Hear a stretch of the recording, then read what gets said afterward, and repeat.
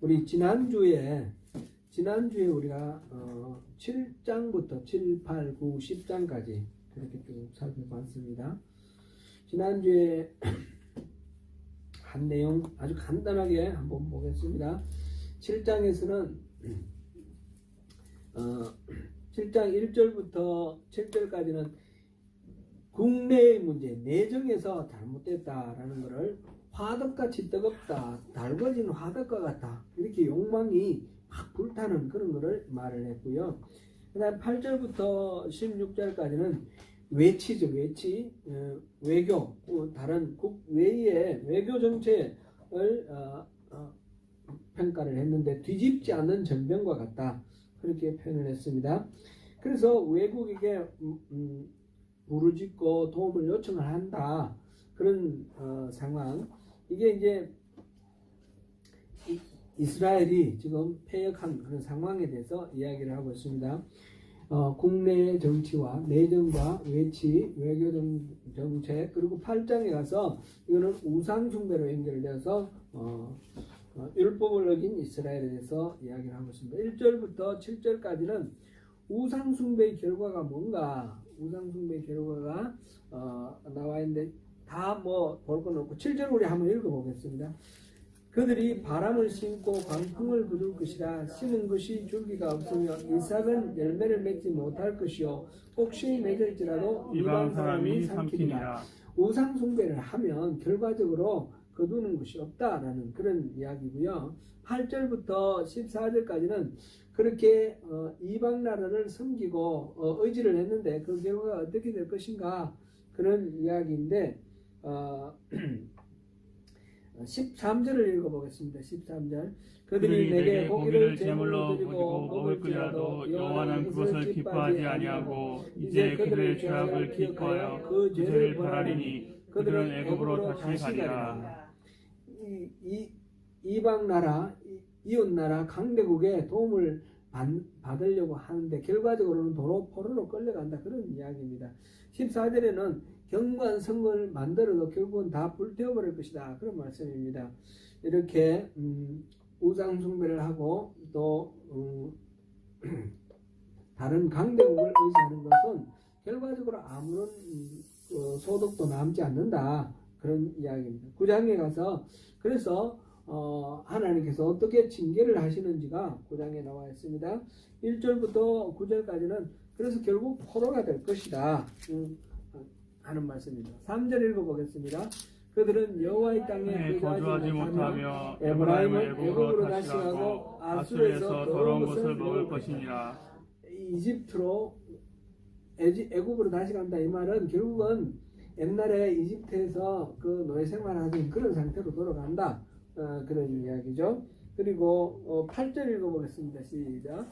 에브라임은 나의 하나님과 함께한 파수꾼이며 선지자는 모든 길에 친 새 잡는 자의 거물과 같고 그의 하나님의 전에는 원한이 있도다. 에브라임은 하나님께서 특별히 이제 파수꾼으로 그를 세워주셨는데 그 천사, 파수꾼으로서 하나님의 뜻을 전하는 천사가 결국은 새 잡는 거물처럼 백성들을 도탄에 빠뜨리는 그런 역할, 반대 역할을 하고 있다는 것입니다. 10절부터 17절까지는 포로가 되어 갈 건데 그 이전에도 그러면 괜찮냐, 포로 되기 전에는 그럼 평안하냐, 그게 아니라는 거죠. 그 우상을 숭배하고 하나님을 찾아야 되는데 하나님을 찾지 않고 우상을 찾고 또 이 강대국을 찾는 것은 결과적으로 아무런 성과가 없다라는 그런 내용인데 14절을 한번 읽어봅니다. 시작. 여호와여 그들에게 주셔서 무엇을 주시려 하나이까. 아이의 베이지 못하는 태와 덧없는 유방을 주시옵소서. 그리고 17절도 읽어봅니다. 그들이 듣지 아니하므로 내 하나님이 그들을 버리시리니 그들이 여러 나라 가운데 떠도는 자가 되리라. 이렇게 허망한 결과를 거둔다라는 것입니다.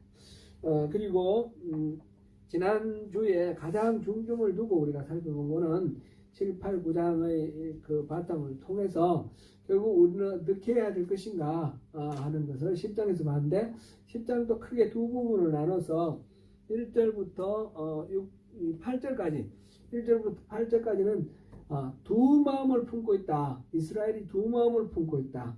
하나님만 섬겨야 된다. 하나님도 섬기고 다른 데 마음을 두고 있다라는 것을 말했습니다.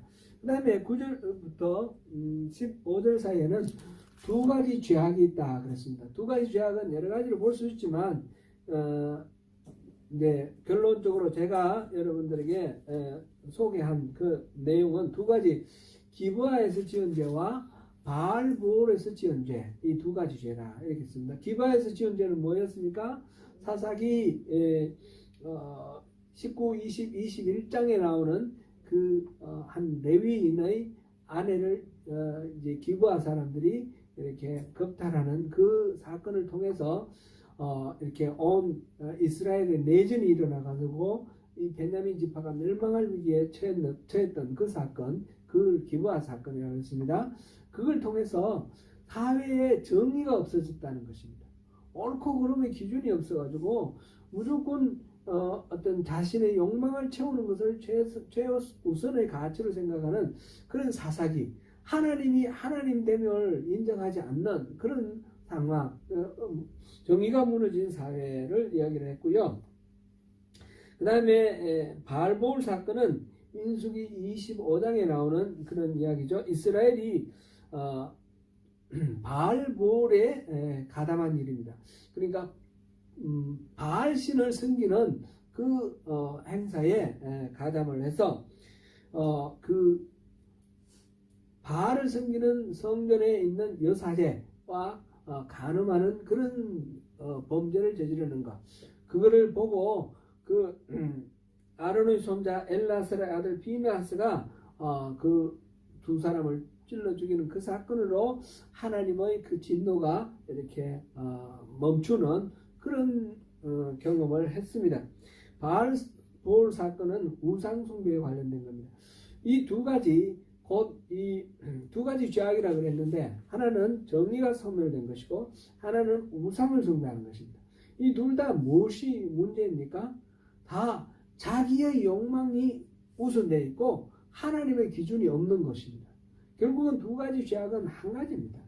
하나님이 중심이 되고 하나님이 우리 모든 삶의 한가운데 이렇게 자리 잡고 있어야 되는데, 내가 그 자리에 하나님 자리에 가 있고 나의 욕망을 채우고 나의 만족을 구하는 것이 최우선 과제로 될 때 사회가 엉망진창이 되고 이스라엘은 멸망의 길로 달려가게 된다는 것입니다. 그래서 거기에 대한 해법이 무엇이었습니까? 해법이 12절입니다. 12절 같이 읽어봅니다. 시작. 너희가 자기를 위하여 공의를 심고 인애를 거두라. 너희 묵은 땅을 기경하라. 지금이 곧 여호와를 찾을 때니 마침내 여호와께서 오사 공의를 빛처럼 너희에게 내리시리라. 아멘. 주님을, 여호와 하나님을 찾아야 되는 때입니다. 하나님께 우리가 모든 것들을 가능성을 의지해야 된다. 그런데 여기서 이제 특별하게 우리가 보았던 것이 공의를 심고 인애를 거두라라는 말씀이었습니다. 여호와를 찾는데, 지금 여호와를 찾을 만할 때인데 여호와를 찾기 위해서 어떻게 해야 되느냐? 공의를 심고 인애를 거두라. 묵은 땅을 기경하라 그랬습니다. 우리의 완악해진, 굳어진 이런 우리의 마음을 기경을 해야 되는데, 갈아엎어야 되는데, 그러게 하기 위해서 또 중요한 한 포인트가 공의를 심고 인애를 거두는 겁니다. 공의의 씨앗을 뿌리면 열매는 공의의 열매를 거두면 되는 거 아닙니까? 근데 그것으로 부족하다는 것입니다. 인애의 열매를 거두어야 되는 것입니다. 그렇다고 해서 인의 열매를 거두기 위해서 거짓을 뿌려도 되느냐? 그건 아닙니다. 공의를 뿌려서 인애를 거둬야 됩니다. 옳은 말만 하고 그 인정머리 없는 그런 것은 의미가 없다. 그 말씀, 그렇게 제가 요약을 했는데, 이 옳고 그름의 분별이 결과적으로 하나님의 사랑, 하나님의 헤세드, 인애가 드러나는 그런 결과가 되어야 된다라는 것을 우리가 봤습니다. 그것이 바로 하나님을 찾는 것이다 그랬습니다. 11장, 12장 오늘 같이 볼 겁니다. 오늘 11장, 12장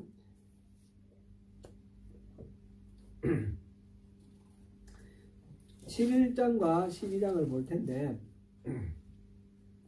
지금 계속해서 이야기가 호세아 선지자가 지금 선포하는 게 뭡니까?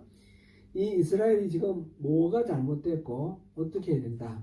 잘못된 거는 우상 숭배와 인애와 정의, 이 공의가 없다라는 거, 진실이 없다는 거 하고 그다음에 우상을 숭배한다는 건데 이거를 해소하기 위해서는 하나님께로 돌아가고 하나님을 찾아야 되고 여호와를 알아야 되는 것입니다. 그죠? 여기서 11장, 12장에도 같은 내용이 지금 반복되어서 나옵니다. 11장에서 하는 이야기는 1절부터 7절까지는 하나님 아버지가 배신당했다라는 겁니다. 이스라엘에 의해서 배신당했다. 그래서 8절부터 11절까지 그러면 하나님이 그 배신에 대해서 어떻게 반응하느냐. 하나님은 그래도 사랑을 잃지 아니하시고 그들을 사랑해 주신다라는 것입니다. 1장에서 7절 문제 한번 보겠습니다. 이스라엘이 어렸을 때에 내가 사랑하여 내 아들을 애굽에서 불러냈다. 이스라엘이 언제부터 지금 뭐 이렇게 잘났냐 이거죠. 그런 거 옛날에 이집트에서 노예 생활할 때 불러낸 존재가 누굽니까? 하나님입니다. 그죠? 하나님이 그들을 어렸을 때라고 그랬습니다. 초창기에 아직 국가가 성립되기도 전이고 민족이 형성되어가는 그런 과정입니다. 그럴 때에 그들을 불러내신 분. 그래서 이스라엘 민족을 형성시키고 하나님과 언약을 체결해서 이스라엘은 하나님의 백성이 되고 하나님은 이스라엘 하나님 되는 그런 관계가 신에서 한 언약에서 이루어졌죠. 그렇게 이스라엘이 하나의 온전한 하나님 나라 백성으로 구성되기 전에 그 초창기 때부터 이끌어내신 분이 하나님이십니다.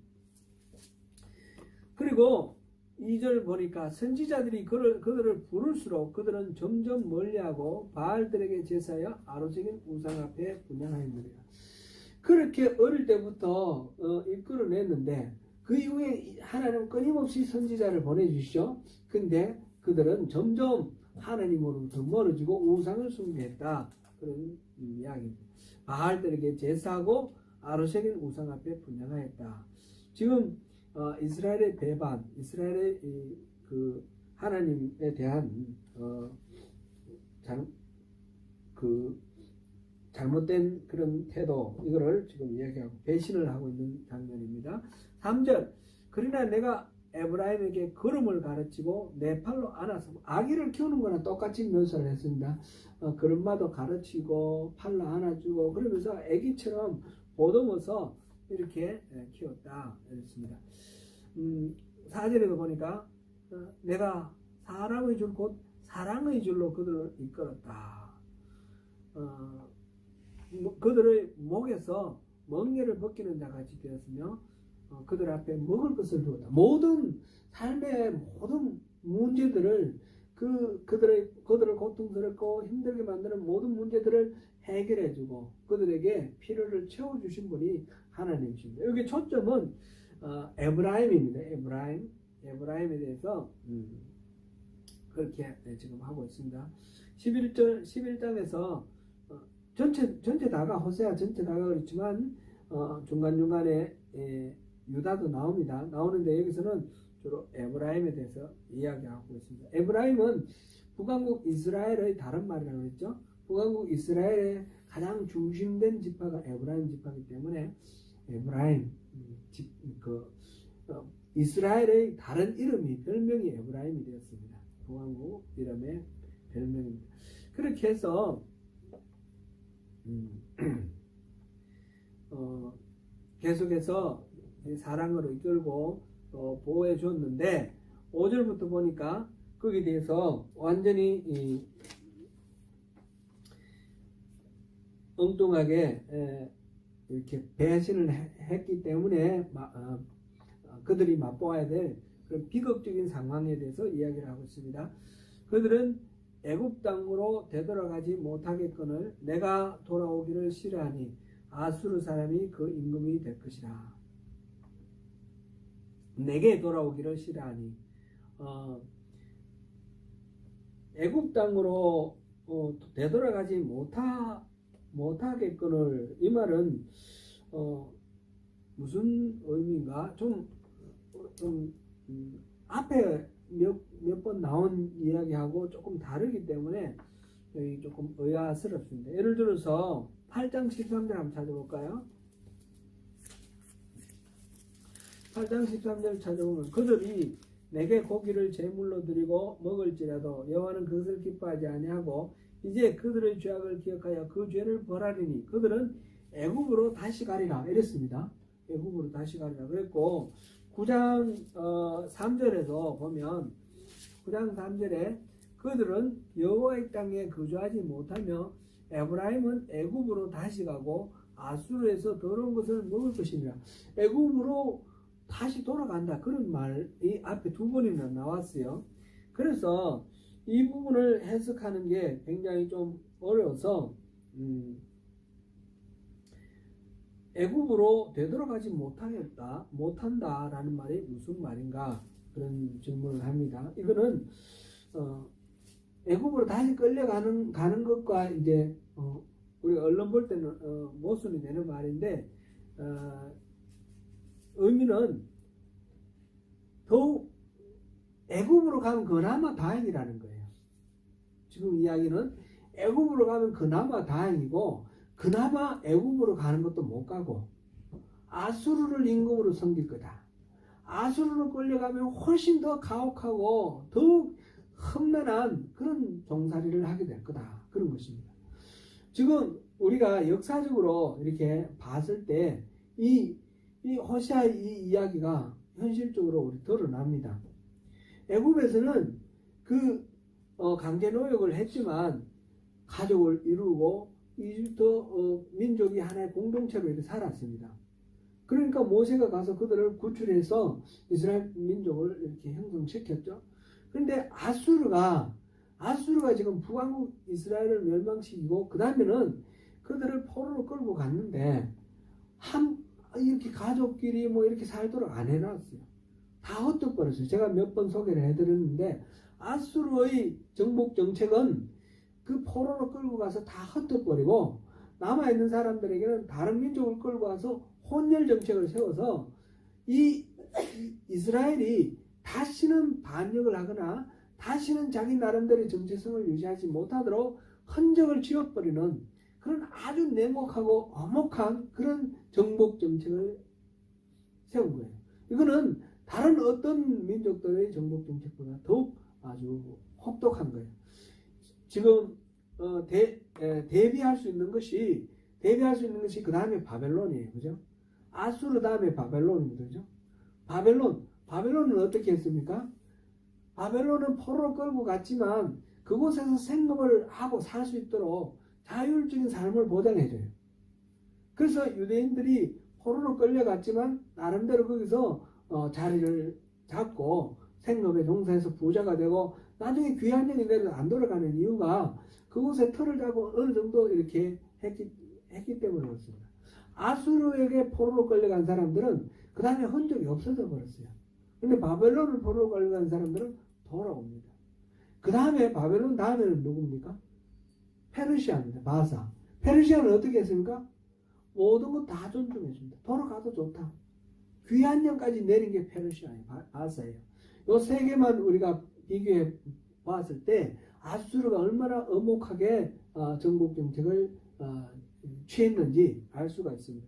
이거는 이집트와 비교했을 때도 비교가 안 될 정도로 그런 엄혹한 그런 통치 정책입니다. 그래서 지금 여기서 이집트로 되돌아가지도 못한다 이 말은 그나마 이집트로 가면 그래도 다행인데 그것과도 비교할 수 없을 정도로 아수르를 임금으로 섬기는 그런 참혹한 비극을 맞게 될 것이다. 그런 이야기가 되는 것입니다.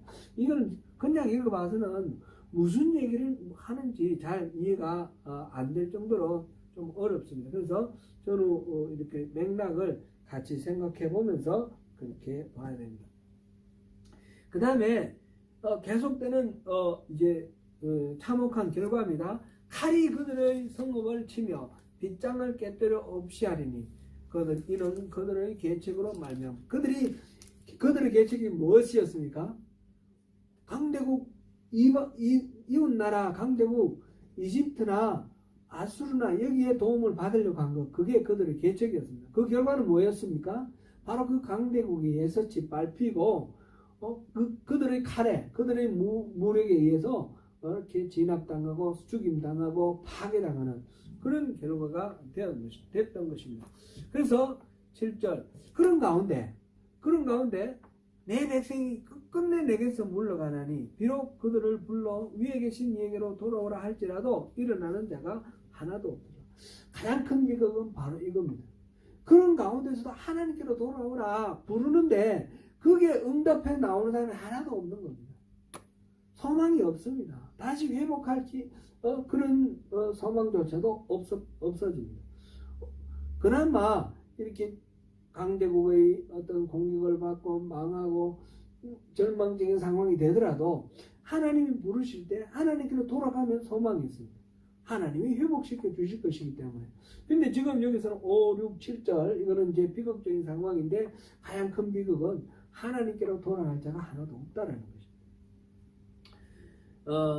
그런 엄혹한 하나님 아버지를 배신한 이스라엘이 맛볼 비극적 운명입니다.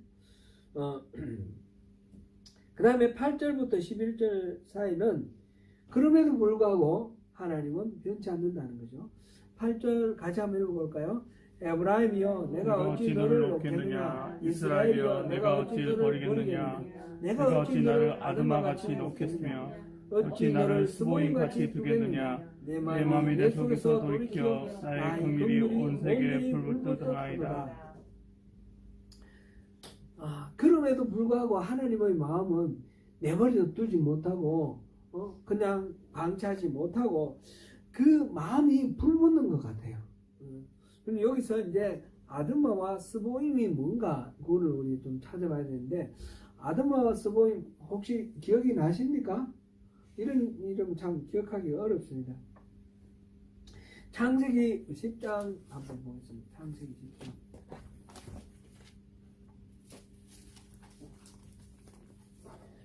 창세기 10장에 보면 10장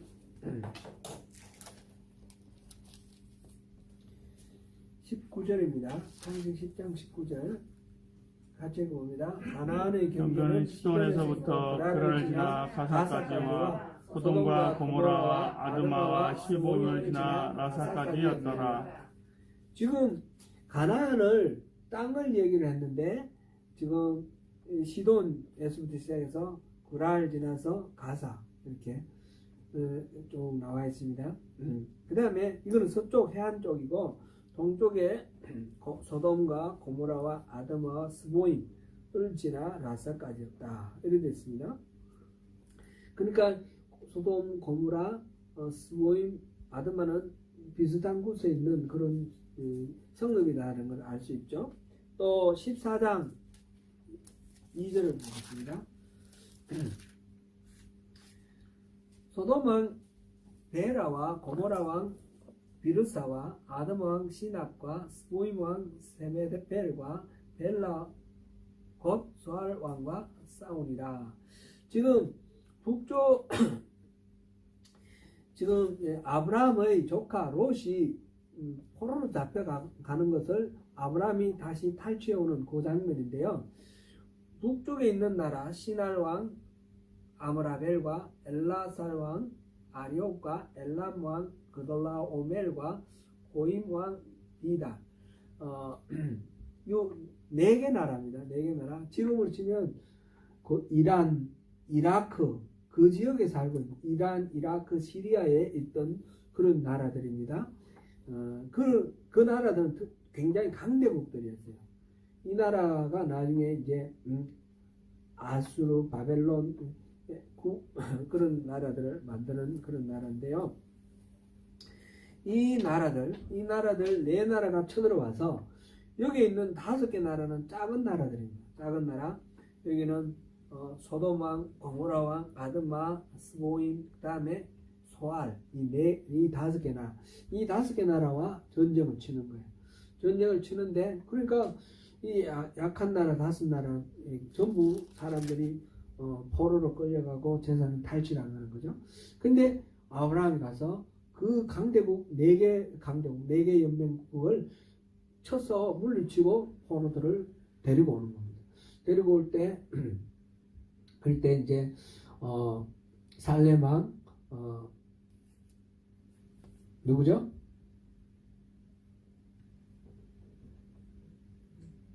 살레망 우리 제사장 예? 갑자기 제가 생각이 안 났어요. 여러분 여쭤봅니다. 멜기세덱이 이렇게 축복해주고 이런 이야기들이 나오지 않습니까? 소돔왕은 그 노획한 그 물건까지 다 갖고 가라 그랬는데 아브라함이 그 다 안 갖고 가고 이렇게 그 사건 하여튼 기억나시죠? 그 기억에 나오는 그 5개 동맹국 중에 2개가 아드마와 스보임입니다. 그죠? 근데 나중에 보면 소돔과 고모라가 멸망당할 때 롯이 어디로 도망갔습니까? 소알로 도망갔습니다. 요 5개 국가 중에 작은데 소알로 들어갔습니다. 그래서 소알은 멸망을 안 했죠. 그런데 스보임과 아드마는 어떻게 된지 안 나왔어요. 안 나왔는데 신명기 보겠습니다. 신명기 29장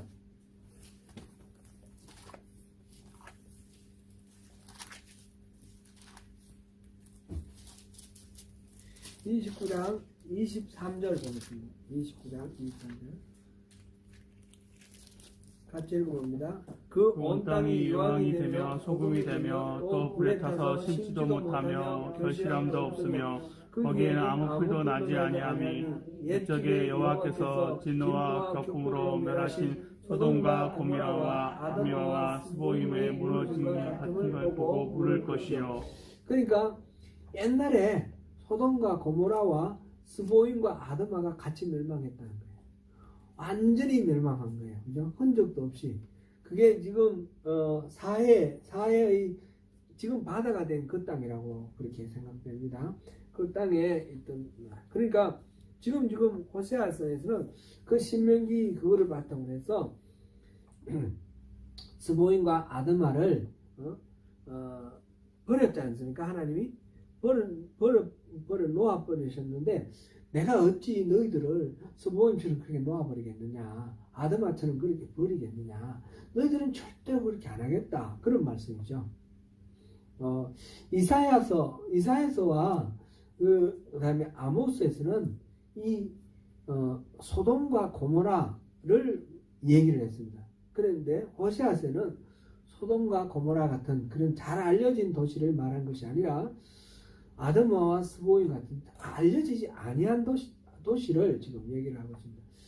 그렇게 알려지지 않았지만 또 철저히 파괴된, 하나님에 의해서 철저히 파괴된 그런 도시의 모델이 되는 스보임과 아드마를 거론하면서 하나님은 절대로 그 철저한 파괴의 모델이 된 그들처럼 이 이스라엘을, 에브라임을 그렇게 버리지는 않겠다, 그런 말씀을 하고 계십니다. 그 다음에 9절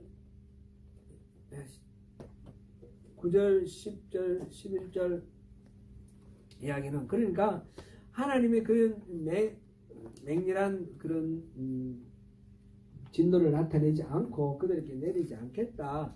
그래서 그들이 두려워서 하나님께로 나올 것이다.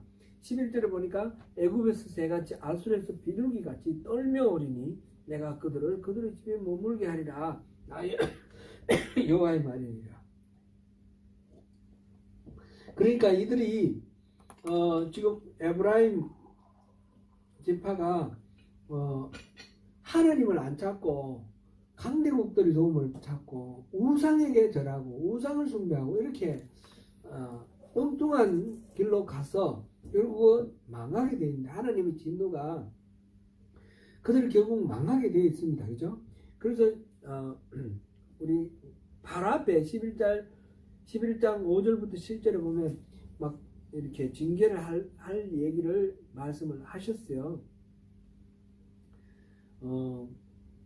그랬는데 아수르의 지배를 받게 되고 막 이렇게 다 무너지고 불태워지고 그렇게 말씀하셨는데, 그렇게 말씀하시고는 그래도 내가 어떻게 너희들을 그렇게 하겠냐. 내 마음은 그런 게 아니라 내 마음은 너희들을 끝끝내 지켜내는 거다 이랬습니다. 여기서 보면 그냥 8절에 내 마음이 내 속에 돌이키어 나의 긍휼이 온전히 불붙듯 하다.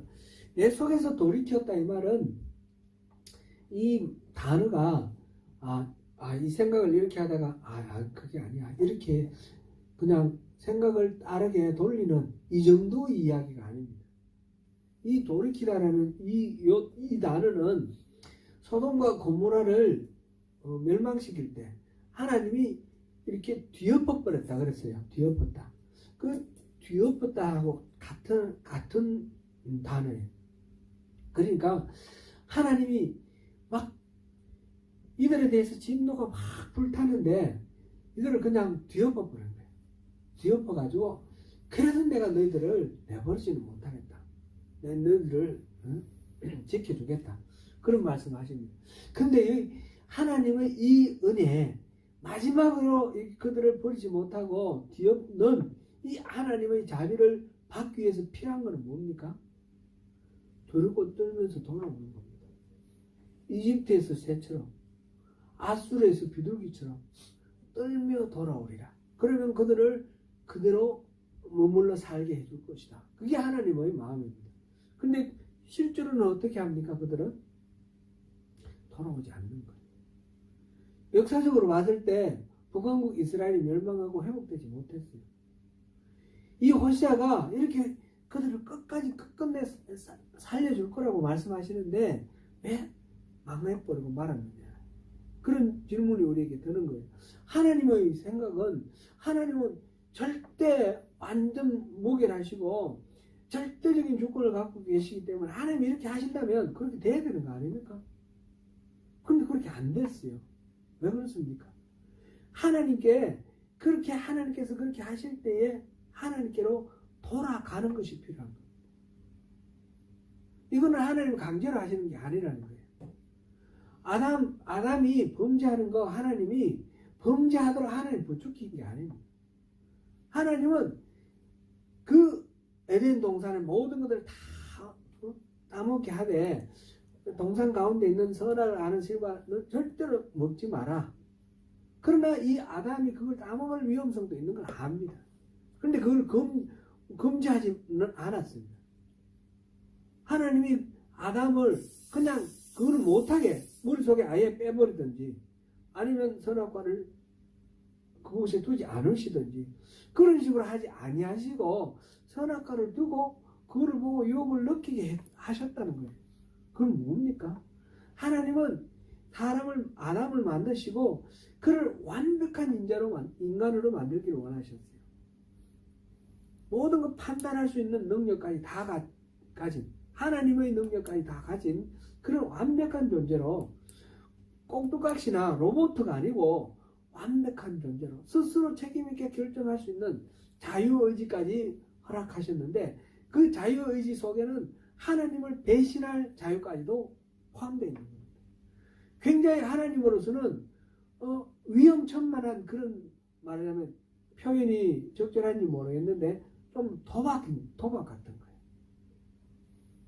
이 아담이 그걸 따먹어버리면 하나님이 불안전한 것 같은데, 그럼에도 불구하고 하나님은 그런 것까지 걸고, 어떻게 보면 하나님 자존심, 하나님 명예까지 걸고 이 아담에게 모든 걸 다 부여해 준 거예요. 지금 이스라엘에게도 마찬가지예요. 하나님은 이 모든 상황 속에서 네가 스스로 판단하고 돌아오라. 나는 너를 멸망시키지 않고 회복시키는 것이 내 마음이다. 그걸 계속해서 말씀하고 계십니다. 12장에서도 동일한 이야기가 지금 계속해서 전개됩니다. 호시아를 통해서 하나님이 하시는 말씀은 그런 하나님의 절절한 마음, 속마음, 그 고멜이라는 여인 있지 않습니까? 그 고멜에게 장가가서 그 음란한 여인 고멜에게 장가가서 그런데 계속해서 도망가는 고멜을 다시 사오는 그런 호세아를 통해서 하나님은 끊임없이 배신당하면서도 그를 아끼는 그런 하나님의 마음을 표현해 주셨습니다. 지금 12장에 들어갈 텐데 11장 12절은 12장과 연결되어 있습니다. 그래서 12장 히브리 성서에서는 이건 12장 1절로 나옵니다. 12장 1절 마소라 본문이라고 그러는데 그 히브리 성서에는 12장 1절로 나오는 거고 내용으로 봤을 때는 12장 1절로 보는 것이 오히려 더 자연스럽습니다. 11장 12절인데 에브라임은 거짓으로 이스라엘 족속은 속임수로 나를 에워쌌고 유다는 하나님 곧 신실하시고 거룩하신 자에게 대하여 정감이 없도다. 에브라임은 나쁘고 그러면 유다는 좋냐? 유다도 나쁘다는 거예요. 지금 이 이야기에 대해서는 요 11장 12절에 대해서는 번역이 조금씩 다릅니다. 번역이 조금 다른데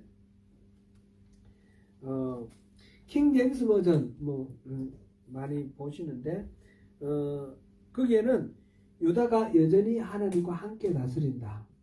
유다는 좋다라는 거예요. 에브라임은 나쁘지만 유다는 좋다. 그 다음에 RSV는 Revised Standard 버전이죠. 이 유다가 여전히 하나님을 신뢰하고 있다. 이것도 좋게 번역을 했습니다. 공동번역에서도 우리 한글로 된 공동번역 있죠. 개신교와 천주교가 같이 번역한 거기는 유다는 사뭇 하나님과 함께 가고 있다. 그러니까 좋게 번역했습니다. 지금 캐톨릭에서 나온 캐톨릭 성경에서도 이 유다는 좋게 나와 있습니다. 그런데 우리가 보는 개정개혁에서는 유다는 정함이 없다. 룰이 없다라는 거예요. 룰이 없다. 그러니까 유다는 똑같이 에브라임과 똑같이 나쁘다 그렇게 되어 있는데 8장 14절 한번 볼까요? 8장 14절. 이스라엘은 자기를 지으신 이를 잊어버리고 왕궁들을 세웠으며 유다는 견고한 성읍을 많이 쌓았으나 내가 그 성읍들에 불을 보내어 그 성읍들을 삼키게 하리라. 지금 이스라엘과 유다가 다릅니까? 같습니까? 똑같습니다. 이스라엘이나 유다나 다 자기를 지으신 하나님을 잊어버리고 왕궁도 세우고 성벽도 세우고 자기 나름대로 단도리를 하는 거로 만족했다는 것입니다. 결국은 유다나 이스라엘이나 똑같이 지금 잘못되어 있다. 그런 의미입니다. 10장 11절 보겠습니다. 10장 11절. 에브라임은 마치 길들인 암소 같아서 곡식 밟기를 좋아하나 내가 그의 아름다운 목에 내 멍에를 메우고 에브라임 위에 사람을 태우나니 유다가 밭을 갈고 야곱이 흙덩이를 깨뜨리리라. 지금 에브라임의 아름다운 목에 멍에를 메웠다. 지금 이게 잘못해서 하나님이 그에게 징계를 한다 그런 뜻입니다. 그리고 에브라임 위에 사람을 태운다 그런 뜻이고요. 유다가 밭을 갈고 야곱이 흙덩이를 깨뜨린다. 이것도 같은 겁니다. 지금 막 어려운 노역이 주어지고 화제가 주어지는 그런 상황입니다. 그러니까 에브라임이나 유다나 같이 잘못되어 있다. 그런 내용입니다. 실제로 이제 호세아가 사역을 하고 있는 북왕국 이스라엘에 대해서 지금 호세아가 이렇게 말하고 아모스가 이렇게 말하는데 남왕국 그 당시에 남왕국의 선지자는 누구였습니까? 이사야입니다. 이사야. 근데 이사야가 선포하는 그 하나님의 말씀도 결국은 똑같습니다. 남왕국 유다도 똑같이 열심히 짐승 잡아 제사 지내지만 그들은 우상을 섬기고 있습니다. 그래서 좋은 그런 제물로 하나님께 바치지만 그들의 마음에 하나님을 진정으로 섬기는 그런 것이 없습니다. 그래서 내 마당만 밟는다. 그렇게 이사야가 말했고요. 그들이 손을 뻗어 나에게 간구하고 기도할지라도 내가 듣지 않겠다. 이렇게 말을 합니다. 그리고 소돔의 관원이여 고모라의 백성이여 이렇게 막 공격을 합니다. 유다의 백성들에 대해서.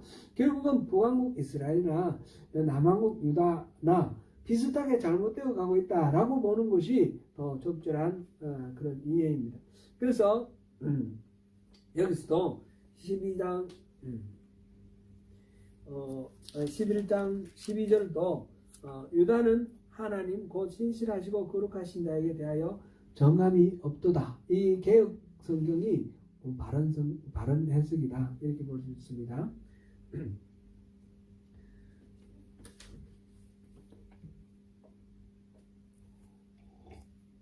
이거는 히브리 성서의 해석이 거기에 가깝습니다. 그리고 12장 1절부터 들어가는데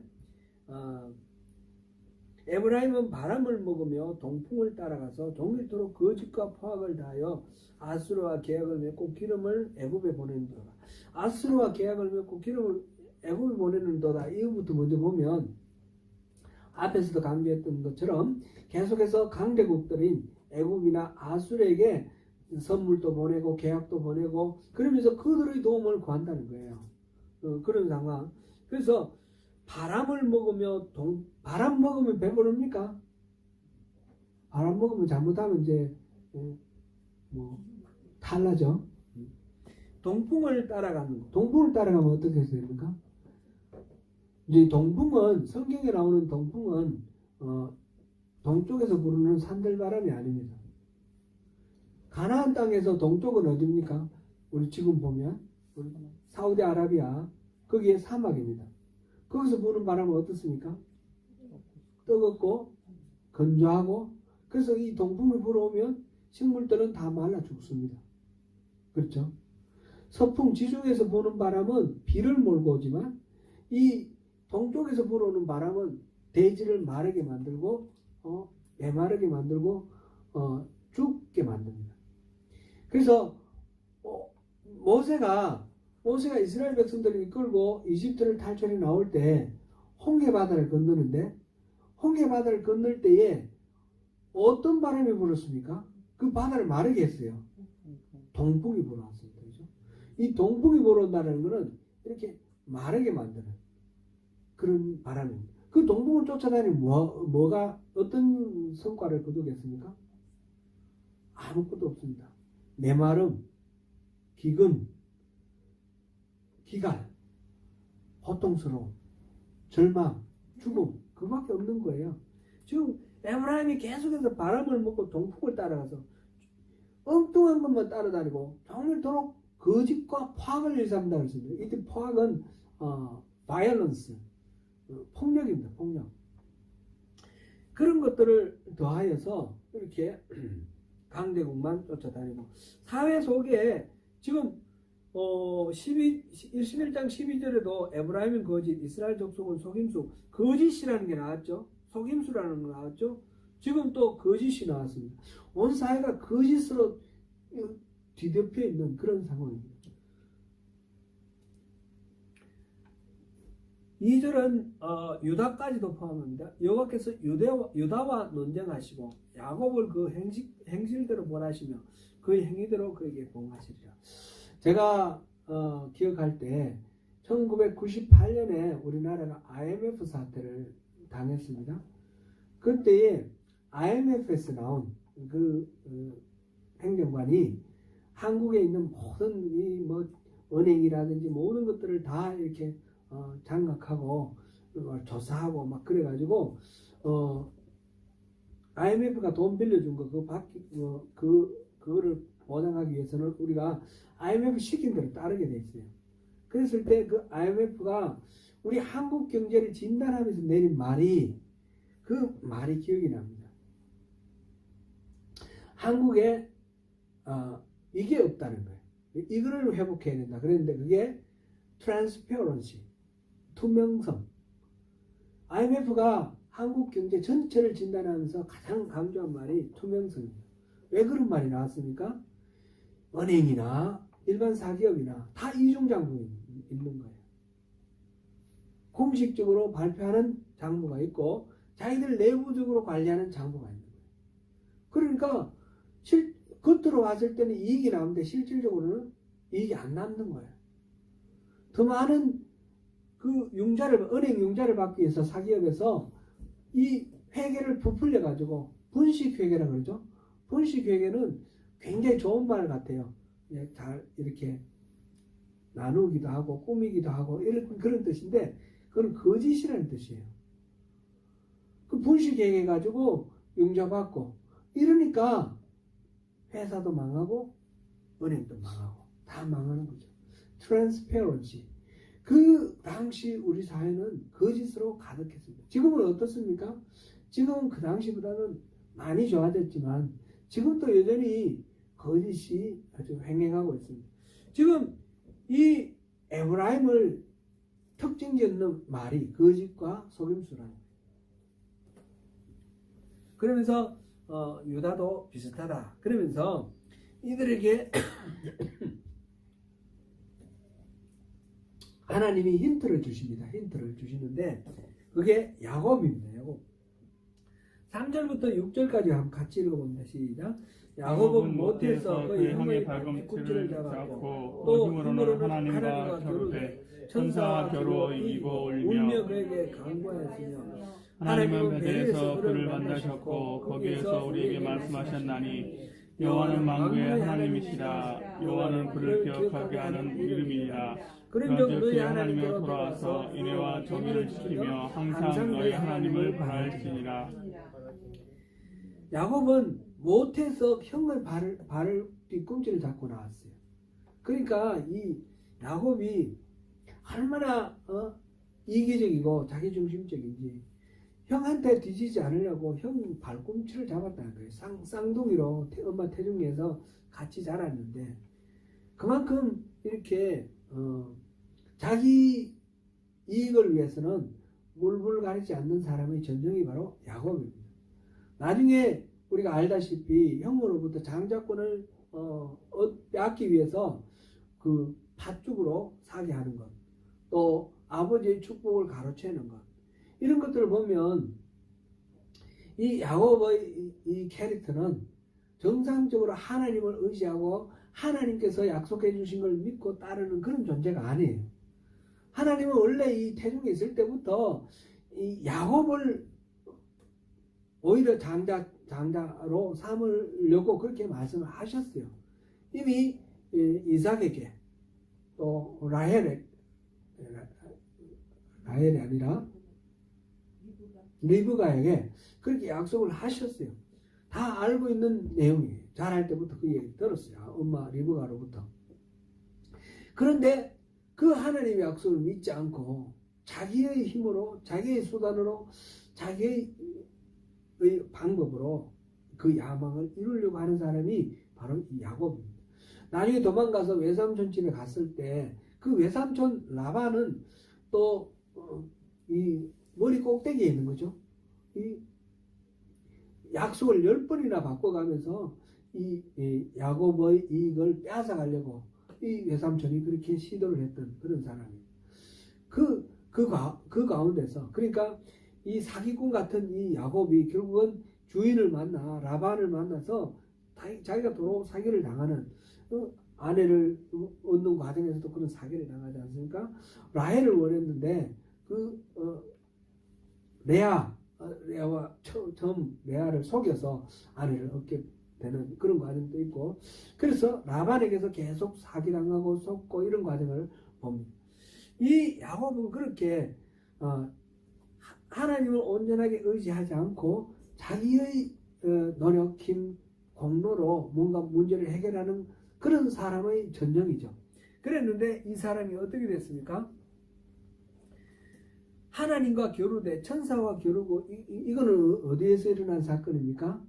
야복 강가에서 일어난 돌아오는 길에서 형이 S가 자기를 마중하러 온다 그러는데 그냥 마중하러 오면 좋다 생각했는데 군사를 이끌고 온다는 거예요. 군사 450명인가요? 군사를 이끌고 온다니까 죽었구나.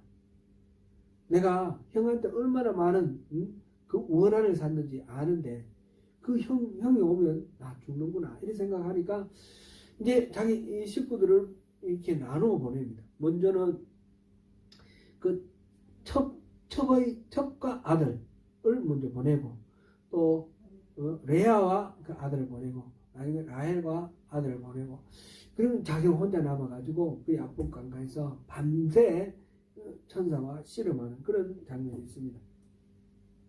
나중에 결국은 환도뼈가 어그러지고 난 뒤에 자기가 굴복하고 그러는데 그 과정 속에서 끝까지 지지 않고 이기려고 그렇게 하는 것을 보죠. 그래서 하나님께 결국은 자기는 하나님은 내가 졌다 그렇게 말씀해 주셔요. 그 이름을 야곱에서 이스라엘로 바꿔줬는데 이스라엘이라는 말은 하나님을 이겼다 그런 의미입니다. 하나님께서 내가 졌다 그렇게 말씀해 주셨는데 그거는 진짜 져서 진 건 아니죠. 진짜 져서 지금 우리가 애들 키울 때 막 애들하고 막 씨름하면서 막 넘어져 주면서 네가 이겼다 내가 졌다 막 이렇게 말하는 거예요. 그건 마찬가지예요. 하나님은 그렇게 해주시면서 이스라엘을 세워주시고 그리고 환도뼈를 치면서 결국은 이 다리가 나가면서 하나님 앞에 굴복하고 그래서 이 야곱이 변화가 되는 거죠. 하나님을 결국 의지할 수밖에 없는 그런 상황으로 돌아가고 그래서 베델에서 하나님을 만났다. 베델은 갈 때도 하나님을 만났는데 올 때 다시 그 형을 만나고 난 뒤에 돌아가는 곳이 바로 베델입니다. 베델에서 하나님께 제사 지내는 그런 장면이 나옵니다. 그래서 베델에서 그를 만나셨고 그러니까 하나님은 이 자기중심적이고 이기적이고 사기꾼 같은 이 야곱을 그냥 내버려 두지 아니하시고 결국은 꺾어서 하나님을 찾아오게 만드시고 그를 만나 주셨다는 겁니다. 그래서 여호와는 만군의 하나님이시라 여호와는 그를 기억하게 하는 이름이라. 그런즉 이런 하나님이시니까 여러분 어떻게 되겠습니까? 6절 다시 한번 읽어보겠습니다. 그런즉 너희 하나님께로 돌아와서 인애와 정의를 지키며 항상 너희 하나님을 바랄지니라. 그러니까 하나님께로 돌아오라는 겁니다. 지금 봤을 때 전부 거짓이 가득 차 있고 지금 강대국만 의지하고 그래서 하나님한테 결국은 벌을 받을 수밖에 없는 그런 상황인데 유일한 길은 하나님께로 돌아오는 것입니다. 하나님께로 돌아오는 것만이 살 길이다. 지금 호세아는 그렇게 말합니다. 마지막 하나님께로 돌아와서 인애와 정의를 지키며 항상 너희 하나님을 바랄지니라. 하나님께로 돌아가는 것은 결국은 어떤 것이냐? 인애와 정의를 지키면서 하나님을 바라는 것이라고 그랬습니다. 하나님이 사사건건 내 삶의 모든 영역에서 하나님이 일해 주시기를 기다리는 것, 하나님을 바라면서 기다리는 것, 그것이 하나님께로 돌아가는 것입니다. 하나님께 돌아간다라는 건 뭔가 그냥 가서 성전에 가서 짐승잡아 바치는 거냐, 그게 아니라는 겁니다. 우리가 리추얼, 예식으로, 의식으로 하나님 앞에 가는 것으로 그게 하나님이 받으시는 하나님께 돌아감이냐, 그게 아니라는 것입니다. 진정으로 우리 전 존재가 바뀌어야 되는데 전 존재가 우리 중심에 있는 그 내가 주인 되는 그 모든 것들을 내려놓고 그 자리에 하나님을 모시는 건데 그 하나님을 모신다는 말은 무슨 일이든지 판단을 할 때 내 판단, 내 노력, 내 의지 이거로만 판단하는 것이 아니라 하나님이 인도해 주시길 기다리는 것입니다. 하나님의 판단, 하나님의 인도하심을 기다리는 것, 그것이 하나님께로 돌아가는 것입니다. 그 하나님의 인도하심을 기다릴 때는 뭐가 필요합니까? 병행되어야 될 것이 인애와 정의라는 것입니다. 지금 호세아서는 인애, 진실, 정의 이 세 가지가 교차적으로 계속해서 강조되고 있습니다. 하나님을 만나는데 내가 하나님께만 잘하면 되지, 내 1대1로 하나님만 잘 섬기면 되지, 사람들은 안 본다, 이게 아닙니다. 하나님을 바라는 것은 인애와 정의 이거를 지키면서 이거를 지킬 때에 하나님이 너 나 기다리는구나 이렇게 인정을 해주시는 겁니다. 인애, 하나님을 사랑하고 이웃을 사랑하는 것이 인애라고 그랬습니다. 정의는 뭡니까? 하나님의 의, 하나님의 원칙, 하나님의 그 가르침의 옳고 그름, 그거를 따르는 겁니다. 나의 판단이 아니라 하나님의 판단을 따르고 하나님의 사랑으로 이것을 섬기는 그런 마음으로 인애와 정의를 지키면서 그러면서 하나님이 인도해 주시기를 기다리는 것, 이것이 살길입니다. 계속해서 7절부터 14절까지는 결국은 하나님께서 돌아오지 않는 이 에브라임에 대한 이야기인데, 이거는 다음 주에 다시 하겠습니다. 다음 주에 7절부터 13장, 14장 이렇게 해서 다음 주에 마치겠습니다. 오늘 우리가 살펴본 11장, 12장에서 우리가 호세아서에서 계속해서 반복하면서 강조하고 있는 그 결론을 여기서 다시 한번 봐야 되겠습니다. 지난주에 우리가 본 그 10장에서의 결론은 뭐였습니까? 자기를 위하여 공의를 심고 인애를 거두라. 묵은 땅을 기경하라.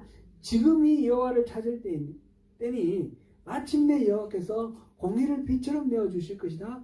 지금이 바로 여호와를 찾을 때다. 그렇게 말씀하신 게 지난주의 내용이었습니다. 오늘 내용은 11장 8절부터 11절에서 하신 말씀이 뭡니까? 결국은 하나님의 속마음이 뭐냐라는 걸 우리가 알아야 되는 겁니다. 하나님의 속마음은 무엇이었습니까? 이 아드마나 스보임처럼 내버리지 않겠다. 하나님은 징계를 해야 되는데 그 진노를 뒤엎어버리겠다. 이게 하나님의 본마음입니다. 그러려면 우리가 하나님께로 가야 됩니다. 두렵고 떨면서 그 이집트에서 새처럼, 그 다음에 아수르에서 비둘기처럼 떨며 오겠다 그랬지 않습니까? 그렇게 떨며 하나님을 경외하는 마음으로 하나님께 돌아오는 이것이 필요한 것입니다. 그리고 12장 지금 오늘 얘기해서 결국 하나님께로 돌아와서 인애와 정의로 하나님을 기다리라. 하나님을 바라라. 그게 호세아를 통해서 하나님께서 주시는 말씀입니다.